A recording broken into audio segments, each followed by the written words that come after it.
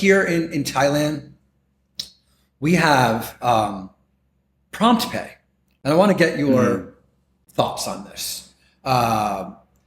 Because as a Bitcoiner, you see how sovereign that is. Mm-hmm. And then as an expat living in Thailand for 8 years, you also use PromptPay probably daily, right? Yeah. So can you articulate what that is for listeners that may not understand the banking system being linked and what that looks like, and maybe share your opinion on that? So PromptPay is basically just every app, or sorry, every bank has an app, right?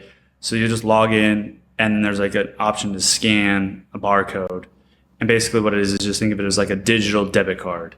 It just directly takes the money out of your account, goes to your account. So if you're a vendor and you have your little QR code and you're like, okay, this is 200 baht. I'm like, great, scan Jai. Like, I scan your code, I transfer you 200 baht. It's automatically deducted from my account and goes to your account. That's what PromptPay is. And all these banks are linked up somehow? How does that work? I actually don't know. You know, like, so like us four could have different bank accounts, scan the same QR code, and it takes it from our bank, kind of like almost like a credit card, but it's linked to our banks, right? Yeah. Yeah.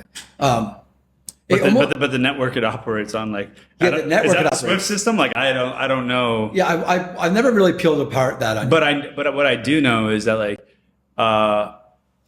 so for Capricorn, for example, like if you try transferring a large amount of money, relatively in Thai standards, like they'll freeze it, they'll ask, like they'll call you immediately, did you try and transfer this? Because even though they didn't say like Thailand's a land of smiles, like there's a lot of scams, like not just like, you might be like you might be like a foreigner in Bangkok and like you got like finagled into a ping pong show. I'm not talking those kind of scams. I'm talking like Thai on Thai, like I'm gonna drain your bank account, like, take advantage, like all the typical scams you always hear about. But like, they're pretty prevalent. So these capital controls, they're quite invasive. When I think about the PromptPay system, it's kind of like it feels very surveilled. It feels like all your transactions are.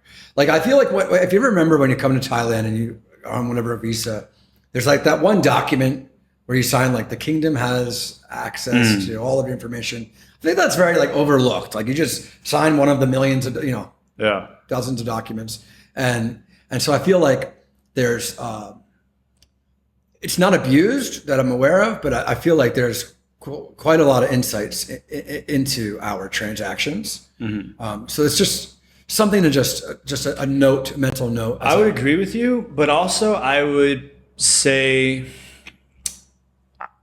I would wonder how much data they are. Like, obviously, like if you're using it a lot, right?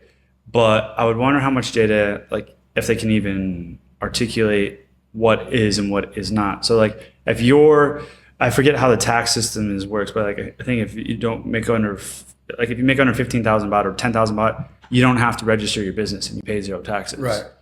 So if you're a vendor and I'm transferring you 200 baht, it just says Matthew Baltzell going to Somchai. Yeah. It doesn't say Somchai is a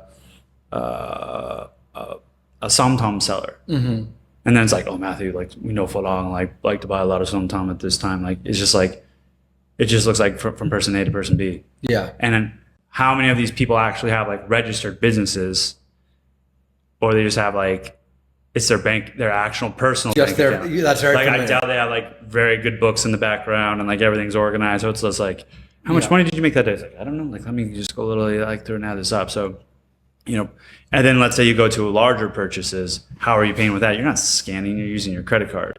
Yeah. So I would say, they're definitely intrusive. But I bet like the data is very, very murky. Where like, it's Thailand loves paperwork, and a lot of stuff is like. I mean, they can't even figure out the roads. Like, I definitely think there's surveillance overreach for sure, but I would probably say it's not as like conniving or like as organized. There's just not enough as one might think. Yeah, right. I understand. I know that if you do a transaction of 100,000, which is $3,000, you got to do the facial, blink your eyes, turn your head, the whole thing, make sure it's you.